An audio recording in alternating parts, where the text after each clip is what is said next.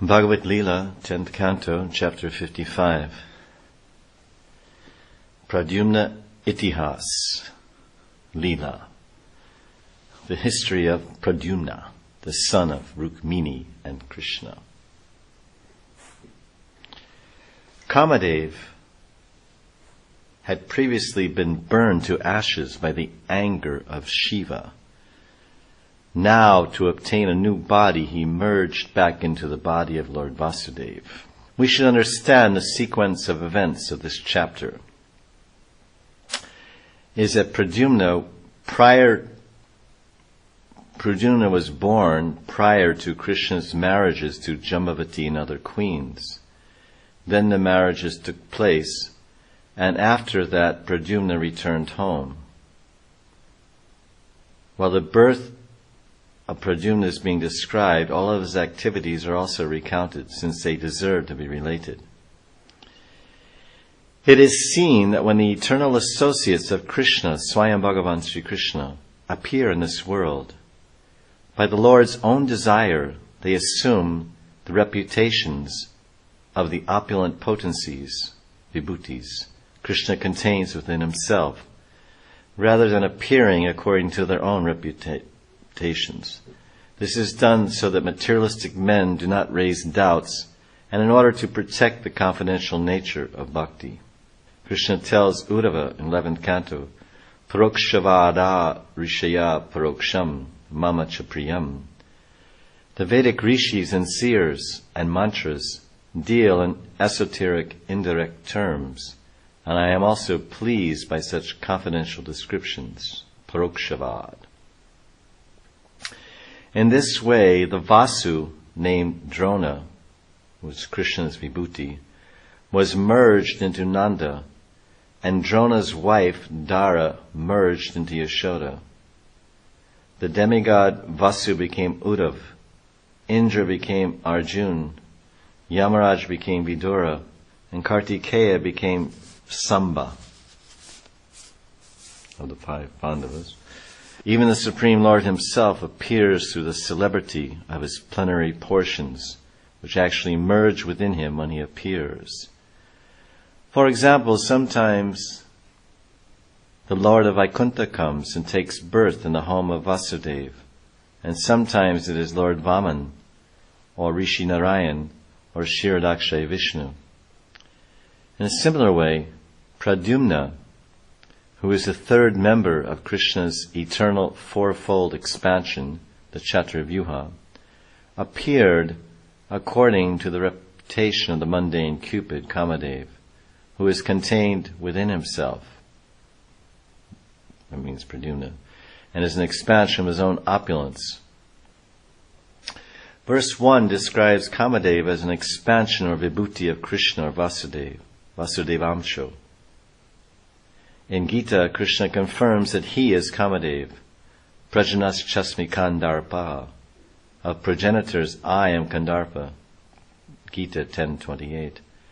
Kamadev attained another body by entering into the body of Pradyumna.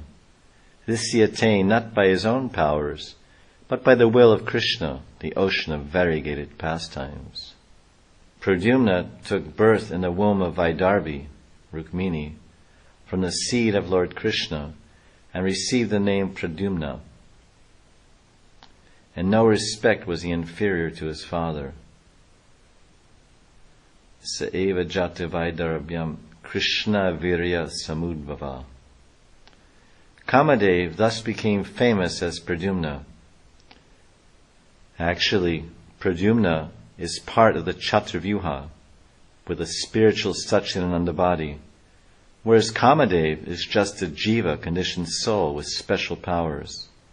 Gopal Tapani Upanishad confirms this point. Yatraso samstita Krishnas tribi shaktya samahita ramanirudha pradyumnai rukminye sahito vibhu. In Dwarka, the Almighty Sri Krishna, endowed with full potency, resided in the company of his 3 plenary expansions, Balaram, Aniruddha, and Pradyumna, whereas Balaram is Sankarshan in the Chaturvyuha. This is also stated by Narada Muni in Bhagavatam 1.5.37. Om Namo Bhagavate Tubhyam Vasudevaya Dhimahi Pradyumnaya Nivrudhaya Nama Sankarshanaya Cha. Narada Muni said, "Let us all chant the glories of Vasudeva, along with his plenary expansions Pradyumna, Aniruddha, and Sankarshan." This verse says, verse 2, that Pradyumna was not less than his father in any way. Sarvatak Anavama P2. The mundane Cupid, the materialistic Kamadev, the servant of Indra, can never be described like this. Thus, the proper explanation should be that he, Cupid, entered within Pradyumna by the will of the Lord and became situated there, just as the universe is situated within Krishna, or as the Vasu Drona merged in the body of Nanda Maharaj. A demon named Sambara kidnapped Pradyumna before he was 10 days old. Understanding Pradyumna to be his enemy, Sambara threw him in the ocean and returned home. The Vishnu Puran says that Pradyumna was kidnapped 6 days after his birth. Shambara understood Kamadev was his enemy because he learned from Narada that Kamadev would kill him in the future. Pradyumna was swallowed by a powerful fish. This was done by the desire of Krishna, who likes to perform a variety of pastimes. It was not that the fish was stronger than Pradyumna. The fisherman presented this extraordinary fish to his master, Shambara, who had its cooks bring the fish to the kitchen, where they began cutting it up with a butcher knife. Seeing a male child in the belly of that large fish, the cooks took that infant to a lady named Mayavati, who was astonished. Narada Muni then appeared and explained to Mayavati everything about the child's birth and why he entered the fish's abdomen. Narada said, "Mayavati, this child is Cupid, Kamadev, your husband." Mayavati was in fact Cupid's renowned wife, Rati, another name for Mayavati. While waiting for her husband to obtain a new body, because his previous one was burned to ashes by Shiva, Rati had been assigned by Shambhara to prepare vegetables and rice. Mayavati understood that this baby was actually Kamadev, and she began to feel love for him. Matsya Purana explains why Mayavati was waiting for Kamadev to take a new body. When Kamadev's body was burned to ashes by Lord Shiva, Rati Devi, or Mayavati, she worshipped Lord Shiva to obtain another body for her husband Cupid, Kamadev. Shambhara, having also come to Shiva for a benediction, was recognized by the Lord first. So apparently Shambhara and Rati were both worshipping Shiva. Shambhara, you should now ask for your benediction. Shambhara, struck with lust at seeing Rati standing there, replied that he wanted her as his benediction, and Shiva complied. Lord Shiva then comforted the weeping Rati, telling her, "Go with him, and in his very home you will attain what you desire." Thereupon, Rati bewildered Shambhara with her deluding power, and taking the name Mayavati, remained in his house without ever being touched by the demon Shambhara. After a short time, that baby who appeared from the fish in the kitchen of the demon Shambhara, who was Pradyumna with an avash of Kamadev, he attained his full youth, and he enchanted all the women who gazed upon him. Narinam vikshantinam cha vibramam. Rati expressed conjugal attraction to Pradyumna by the dancing movements of her upraised eyebrows. intending to inform him of the entire truth of his identity, either that very day or else the next day, Rati was thinking, then I will display full conjugal love for him. But by the whim of destiny, Mayavati came under the sway of lust even before revealing the truth to Pradyumna in private, and spontaneously exhibited her conjugal feelings. Lord Pradyumna told her, "Oh, mother, your attitude has changed. You are overstepping the proper feelings of a mother and behaving like a lover." Although Pradyumna, being a form of Bhagavan, was endowed with qualities of omniscience, nevertheless, by the will of Krishna, the treasure house of transcendental pastimes, Pradyumna's omniscience became covered, and he spoke like this.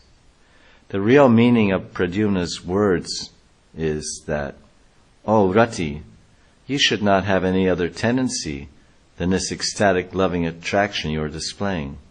After all, you have quite rightly transgressed the mood of a mother, Vatsalyabhav, and are actually my lover, Kamini and conjugal ras." Rati said to Pradyumna, "You are the son of Lord Narayan, and were kidnapped from your parents' home by Shambhara. I, Rati, am your legitimate wife, O master, because you are Cupid."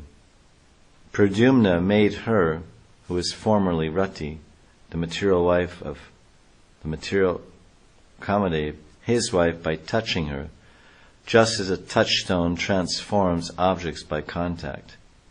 However, Rati is actually Pradyumna's own eternal Shakti, the mother of Aniruddha, according to Vaishnava Toshani. So Rati goes in to describe how he ended up in a fish. She instigated him to defeat this dreadful demon Shambhara. So Pradyumna says, "Your mother, Pradyumna, having lost her son, who was you, who was kidnapped by Shambhara, she's crying like a kurari bird. She's overwhelmed with love for her child." Pradyumna then approached Shambhara to battle with him. And he became offended and went into rage and started fighting. Throwing his club, Shambhara produced a sound as sharp as a thunder crack. Pradyumna knocked it away with his club and then angrily threw his club at the demon Shambhara. Shambhara used tantra, disappeared from the sky and showered weapons on Pradyumna. Kamadev. Kamadev used sattvic weapons against the demon. Fierce fight went on.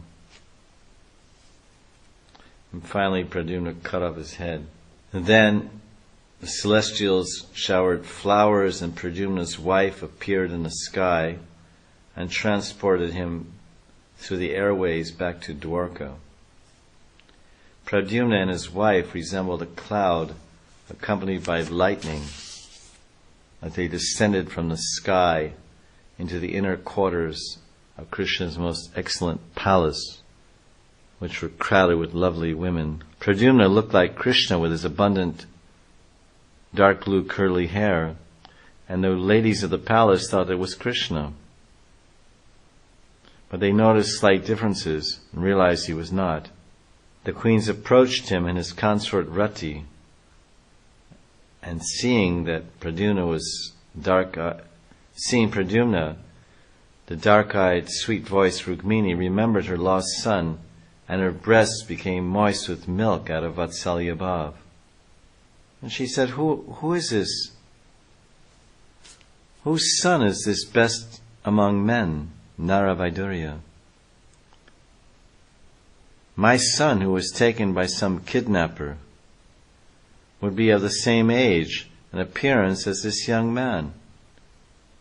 But how is it this young man so much resembles my husband Krishna, in his voice, form, and limbs, and gait? Yes, this must be the same child that I bore in my womb, since my left arm is quivering and I feel great affection for him. Just then Krishna arrived on the scene, but he remained silent Then Narada came and explained everything to the amazement of the queens. And then everyone, Devaki, Vasudeva, Krishna, Balaram, everyone embraced the young couple and rejoiced. Hearing that the lost son of Rukmini, named Pradyumna, had come home, all the Dwarkavasis declared, "Ah, Providence has allowed this child to return as if from death." On seeing Pradyumna, Rukmini thought of her own Lord, Sri Krishna, because Pradyumna's beauty was equal to that of Krishna, his father. Even before finding out Pradyumna's identity, Rukmini developed full-blown ecstatic motherly love, Vatsalya Mahipriti, for Pradyumna. Rukmini displayed her parental affection in the privacy of her chambers, since Krishna's other wives did not have the right to enter there. Concluding that Pradyumna must be her lost son, but still doubtful, Rukmini then worshipped him by inspecting his limbs, smelling his head, and stroking his body with her hands. It was not astonishing for her to act in this way with Pradyumna. Why? Because Pradyumna was the shelter of the goddess of fortune, the abode of all beauty, and the most perfect reflection of the personal form of Krishna, to be seen in the three worlds. Thus Rukmini ascertained that Pradyumna was Krishna's son, and now had directly realized this herself. But only she, his mother, had such an attitude toward Pradyumna, and no other women. Pradyumna is called Kamadev or Smara, because whenever the palace women saw Pradyumna, they immediately remembered their consort Sri Krishna. Even without Pradyumna's presence, lust would arise in the queens just by remembering Smara, him, or Smaran. What to speak then of his personal presence? Could any other women behave like Rukmini towards Pradyumna? No, they could not, for they would become agitated by lust. Thus ends the Pradyumna Itihas Leela, the history of the lost son Pradyumna. Grantaraj Srimad Bhagavatam Ki Jai. Jai Jai Shri Radhe. Jai Jai Shri Radhe. Jai Jai Shri Radhe.